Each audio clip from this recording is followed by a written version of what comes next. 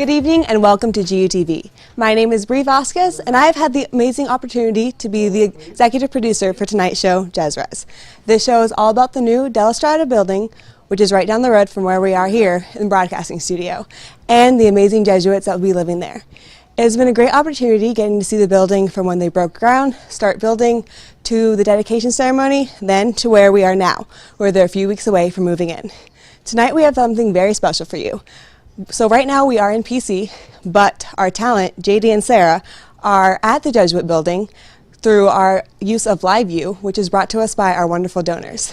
They have so much in store for you tonight, and I can't wait for you to see. Enjoy. Roll it.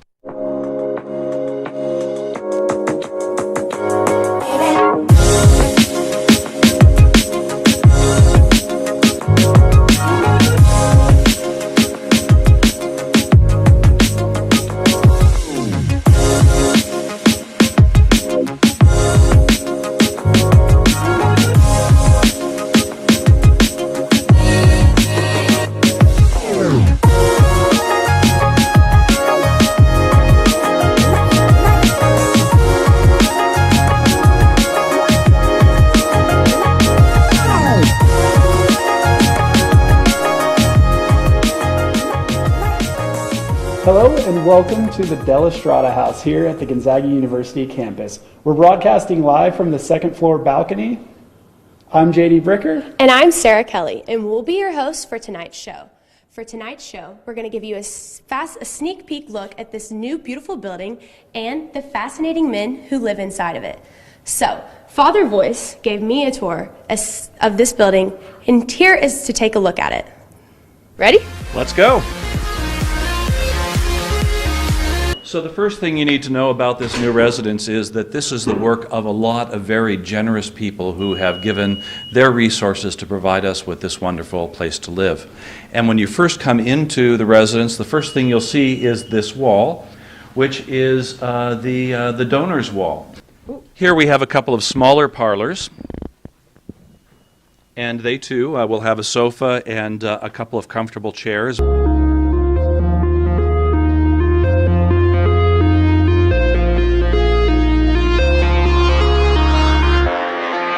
Okay, this area is our living room. And as you can see, we've got a nice fireplace. It'll be a gas fireplace. And it's got a balcony that looks over the courtyard and looks to the south.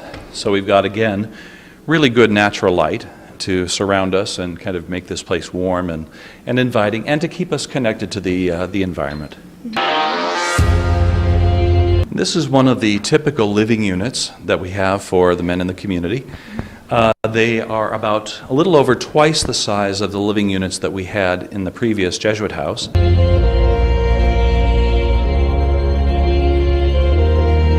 So we are now standing in the Jesuit Community Chapel, the Della Strada Jesuit Community Chapel, which is going to be the spiritual hub for the community and a place where we can invite our friends and co-workers to come together so that we can pray together. Thank you so much, Father Voice, for taking us through this beautiful building and giving us a sneak peek for all of our viewers on the show. Something that I really like about Della Strada is all of the natural light that is let in through the huge windows. I mean, I live in a basement, so therefore I don't get that much natural light. I think I have 2 windows in the whole entire place, and all the natural light really brings in the positivity, and it helps the Jesuits do what they do. I couldn't imagine living in a basement with no windows. That would make me so sad. Yeah. I know that was part of the reason that they made sure that there was a lot of natural light in this building. My personal favorite thing also is a window, but it's the stained glass windows. It was a gift from a different Jesuit university, and you'll find out about that a little bit more in the clip that's coming up. But it's also even more important than that. We're going to find out how the rooms were selected for this building. I know when I first came to college that getting a room was really hard. How was it for you, Sarah? Well, I was an athlete my freshman year in college, and therefore they gave me my room. I really didn't get any choice of what I got. Father Voice was actually in charge of assigning the rooms, so he's going to talk about that now, about kind of the process that went into making sure all the Jesuits felt at home. Can you tell me some of the history behind the stained glass that we're sitting in front of right now? These 2 stained glass windows actually were originally in the Jesuit Community Chapel, the Loyola Community Chapel at Seattle University. I like it because the stained glass was able to come home. Yes. Which our Jesuits will actually be able to do right around Thanksgiving. The room selection process was very thought out, and I just wanted to know a little bit more about that. Sure. You know, there are a lot of different ways that, that people can deal with this work. We were starting with a blank slate. It became a question, how do we decide who's going to go where? So what I asked the men to do was to look at the floor plan for one of the floors where the rooms are located, and I asked them to say where on the floor is your first, second, and third choice to locate yourself. Where would you want to be? And then I said, I'll decide which floor you're going to be on. From you personally, were you excited to pick your room, and kind of what are your thoughts going forward into the Thanksgiving break when you're actually going to be in here experiencing the new building? Wow. Well, you know, in sorting out the rooms, I decided to make sure that I got everybody else situated in as close to their first choice as possible. And then I looked at what was left over and I picked from that. But to be truthful, all of the rooms are good rooms. But I am looking forward to it. We're going to be moving in. Our personal belongings come over on the 13th of November. And so we can begin unpacking boxes. We'll start taking our meals here on the 13th as well. But the men don't actually have to move out of Jesuit House immediately on that date. But I'm guessing that by Thanksgiving time, most of us who are going to be living here will be in place and living here full time. What went into the thoughts of having balconies for all the rooms? Because that's a feature that we notice as students walking by. That actually is something that I'm very fond of. From the get-go, we really wanted to have a facility that was reflective of the Pacific Northwest. And so you'll notice around the building there's a lot of natural wood tone and a lot of natural wood throughout the facility. Really, really beautiful, but also reflective of this region. I wasn't the one who initially suggested balconies for the individual rooms, but I was very much in favor of the idea. And I think it does lend distinctiveness to the building from the outside as you're seeing it. It says there's something going on here. For me, I know it's going to be something I'll be using a lot. This building is a place that it could only be in Spokane, Washington. It will start to feel much more like a home than just simply a place where I happen to live. That's fantastic. Well, I'm sure you've heard it before, but I want to, from all of us at GUTV, say welcome home. Thank you very much. It was a pleasure to talk to Father Voice and get to learn more about how rooms were selected and also the beautiful stained glass windows. Later in the show, I'll have another conversation with Father Voice, but this time we'll be out in the beautiful interior courtyard, which is one of the hidden gems of this building.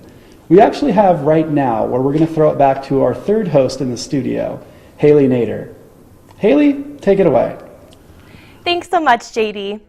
Coming up next after the break, JD and Sarah will find out what the Jesuits mean to the Gonzaga community. For our next break, we're doing something a little bit different. Because of the recent tragedy on campus, we just want to make sure that all the students know that we care about every member of our community. There are multiple resources that can provide you with support. We spoke to one of our very own GU seniors, Lauren Iverson, who spoke to us about one of those resources, First Call for Help. You're watching Jes Res on GUTV.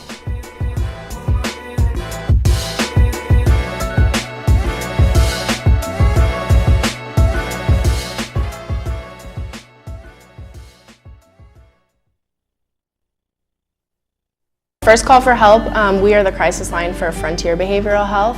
Frontier offers the most mental health services in Spokane, so we serve a huge population here.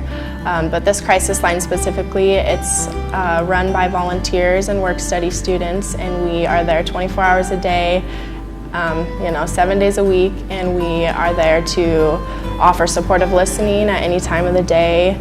We'll talk to anyone. We're there to help people that are maybe thinking about hurting themselves or ending their life. Definitely anyone that's struggling with some sort of mental illness or mental health problems. So that's what we do. We connect people to mental health professionals that will actually go out into the community and serve those people that may be battling these difficult issues. And yeah, we have all sorts of resources.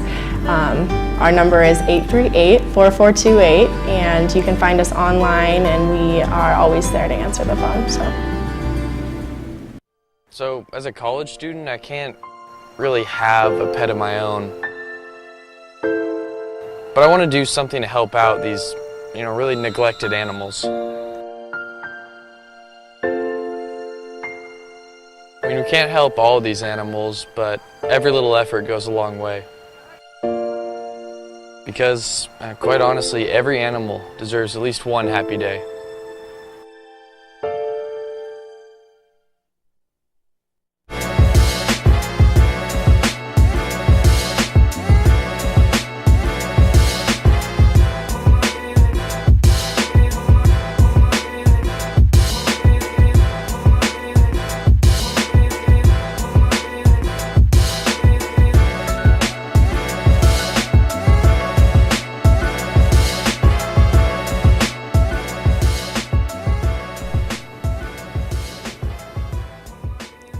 Welcome back to GUTV. We're live at Della Strada. So far, we've mostly just shown you this new, beautiful building. But now, we're going to take a look at the Jesuits themselves.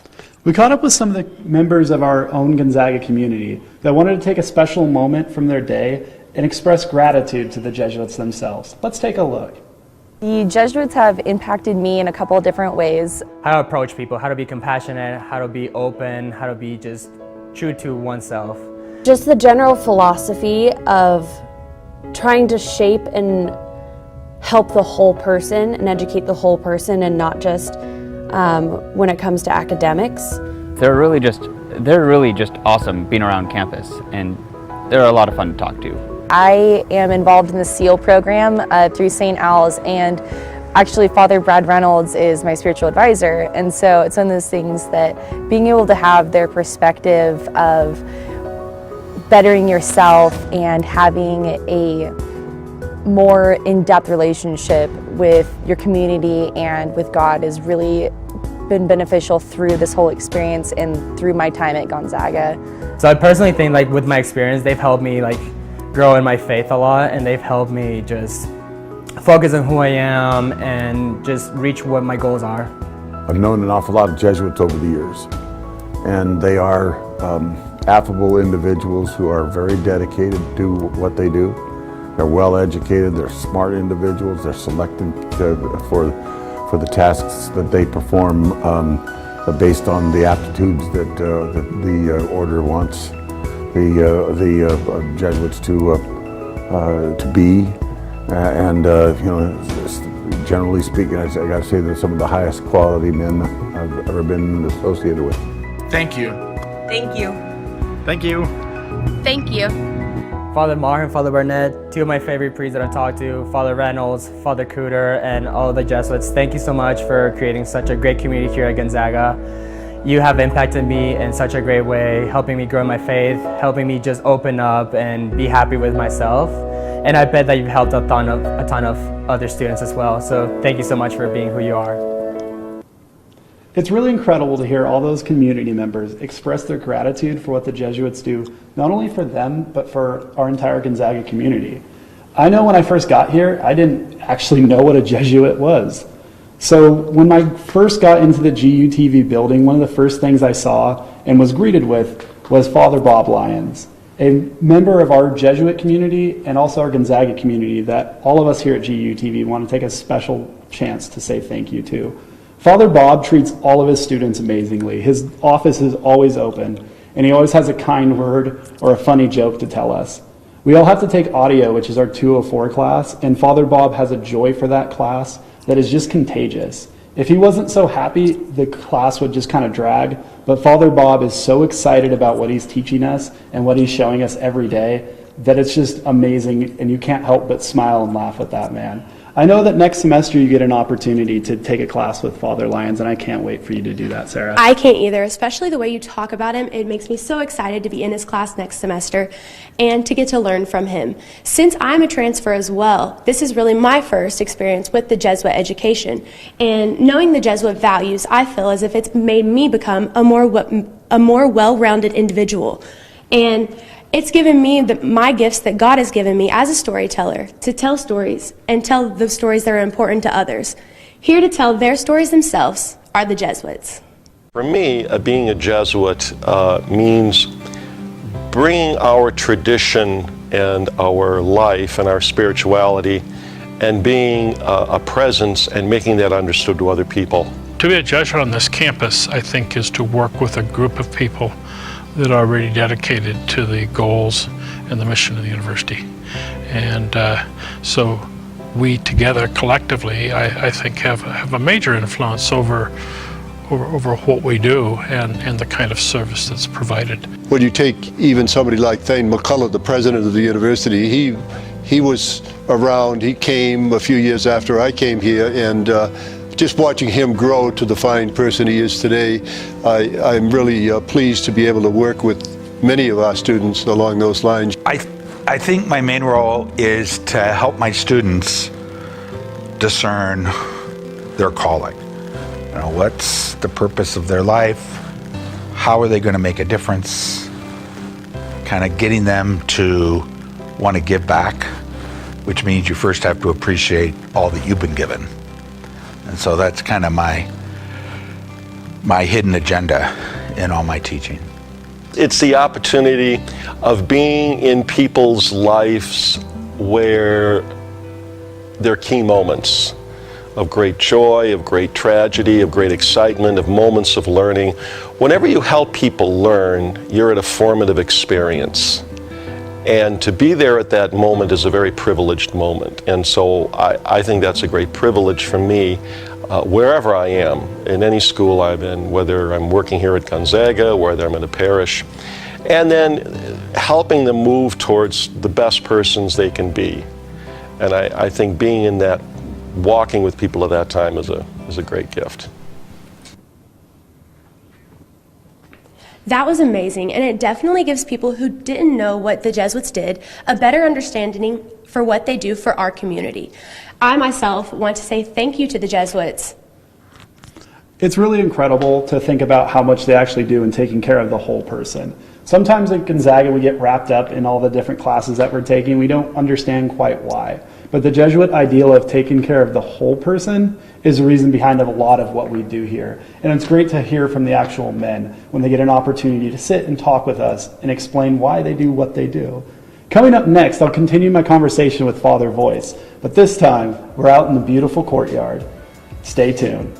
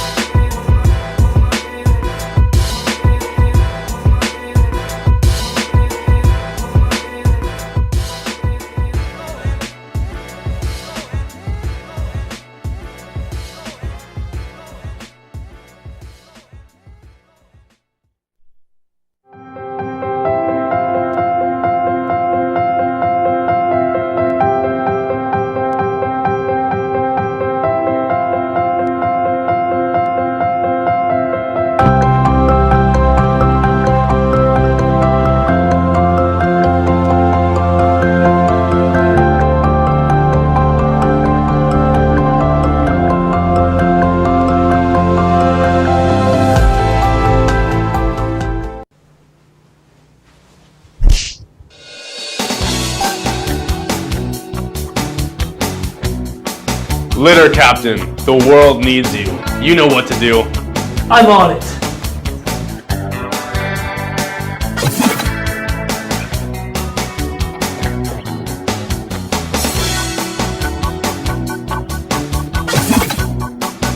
You there! Not the litter captain! Don't litter, or I'll be bitter.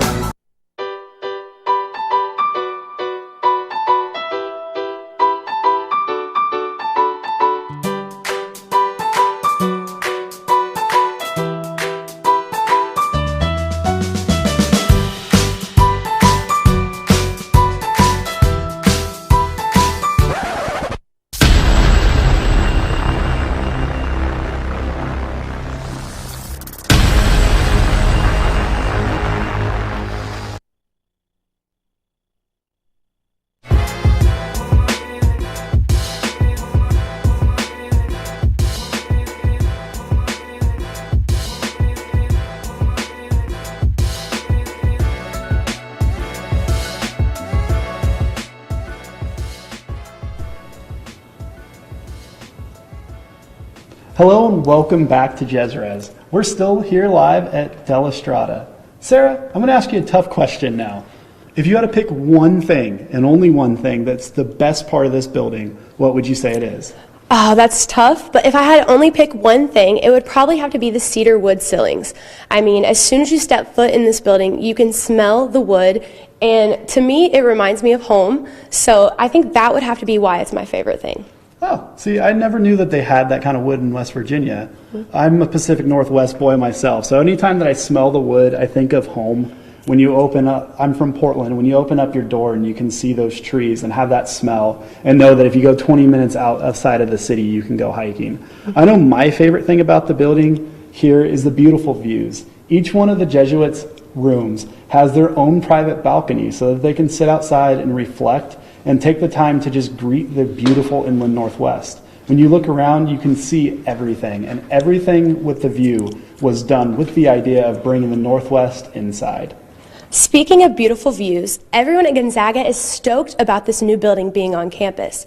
But in a funny twist, let's see how some not so excited neighbors, how they feel about this building. Full disclosure, we couldn't find any complaints about the Jes Res building. So in a GUTV original, we had to come up with a comedy sketch. How's it going? My name's Johnny. They decided to talk to me today because I live right next to the new Jesuit residence. Lucky me, right? Well, I'll tell you what, I saw this new building and I thought, oh, this would be great, you know, some priests living next door. But I'll tell you what, it turned out to be one big disaster. Like they sing songs, they sing these church songs like really loud at night, and it's just over and over, like 1 a.m., 2 a.m. in the morning. It's 2 in the morning! You get it, guys, Jesus saves, but can you save me some sleep here? It's really tough. I'm trying to get some sleep, I'm up all night studying, I work hard. You know, and the smells are even worse. Like, I get that it's legal and all, but if you couldn't smoke that stuff all times of the night, I mean, they're burning jasmine, they're burning frankincense. My mom was telling me that these priests take a vow of poverty, and I think that means they just have like fewer material possessions or something.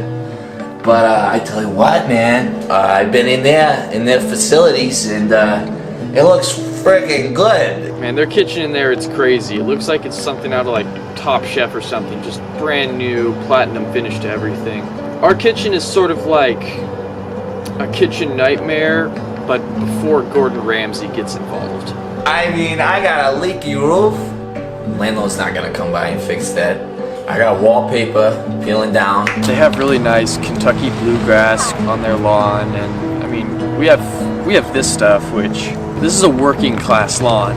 Quality stuff. We bought this from Home Depot. So anybody who lives in Logan neighborhood knows that the views are incredible. And I used to have this amazing view. It's what attracts many people to come live in this neighborhood. And I used to have one of those views. And well, look what happened. I would grab my favorite book, Catcher in the Rye. And I would come down here and I would read a few chapters. And I would just sort of sometimes take a little break and put a little dog ear in the book. And I would see this beautiful view. I guess we're all gonna have to move on. So I went inside that place and they have a platinum encased hot tub. Okay, you know what a hot tub is in my house? It's a bowl filled with water that we dunk our head in. I know a lot of people are all juiced about this new building, but I just want to tell you one time and set the record straight. You know, me and my boys were the victims here, and we're not happy about it, okay? Are you listening to me? Are any of you guys listening to me? I'm sorry. I think I'm done here. I can't do this. It's too emotional.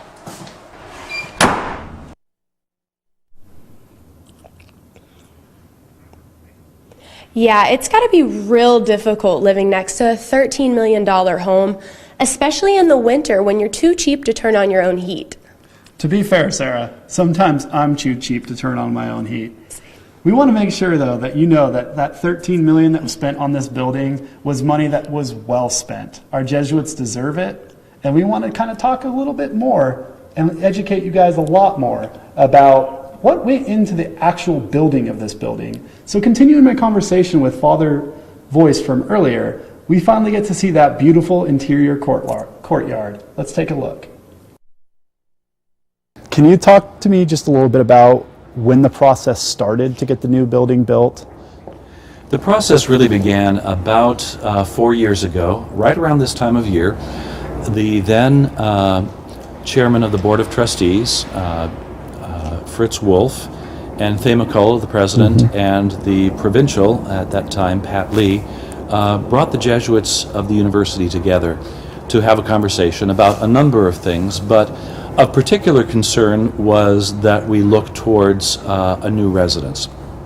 The facility we had been in for so many years, which has served us very well, is just increasingly too large for our needs and not well suited to the kinds of apostolic involvements, the works that we do. We've made do with it, but it seemed like it was well past time to look at a new facility. And so once the issue was kind of out on the table, there was a lot of excitement and interest and kinds of questions. And kind of an immediate impulse, okay, let's start talking about what kind of building we want and what kind of a facility would help to support those works. So we really wanted it to be a question, the design of the building to be reflective not only of the particular needs that we have, but for living spaces, but really to be a facility that could serve the various works that we do. At that time, the conversation was pretty much exclusively the university Jesuits.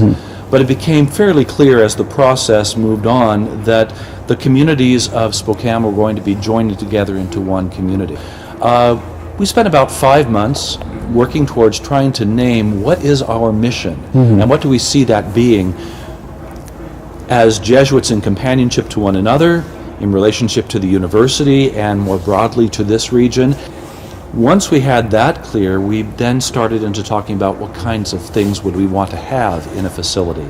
And a couple of features were really important, one of which is to have this interior courtyard space to bring this connection to the outdoors into the midst of the living space and provide us kind of with a place where we can step away from the busyness of life to be able to enjoy a little bit of contemplation and quiet. It really is incredible because there's essentially only like a walkway and a wall that walls it off from just the main trailway of the university, but it feels like it's almost like a forest, like you're in a completely different place. And I share your feelings about it. I'm really excited about how well this turned out. What we came up with, I think, is really going to be wonderful to live in. It's going to serve the works that we do here very well. And it's just a beautiful facility. Thank you so much for taking the time to show us the building and also to tell us a little bit more about the men who are going to live here and also just the reach that this building is going to provide. I know as a Gonzaga student, the pride that I have seeing this building come up, and I know our whole community shares in that. Thank you very much. It's an exciting time, and I look forward to seeing how. I want to send a very special thank you to Father Voice for not only taking the time that it's been over the last 2 months to get this show on the air, but also for spearheading the effort to get Della Strada built. Father Voice will never give himself enough credit for everything that he did to get this built, but I hope you all have an opportunity, if you're around campus, to sit down and talk to Father Voice about everything that he did. We're very grateful, not only for our community, but for the fact that our Jesuit community extends all the way through northeastern Washington and all the way down to southern Idaho. So thank you, Father Voice, for getting this done for us. We really hope you've enjoyed our Jes Res show and gotten to know the men who are going to live here a little better. We hope you join us for our next show covering substance abuse on our own campus and the administration's response to it. That show is going to be November 20th at 5 p.m. on watchgutv.com. I'm JD Bricker. And I'm Sarah Kelly. Thanks for watching GUTV.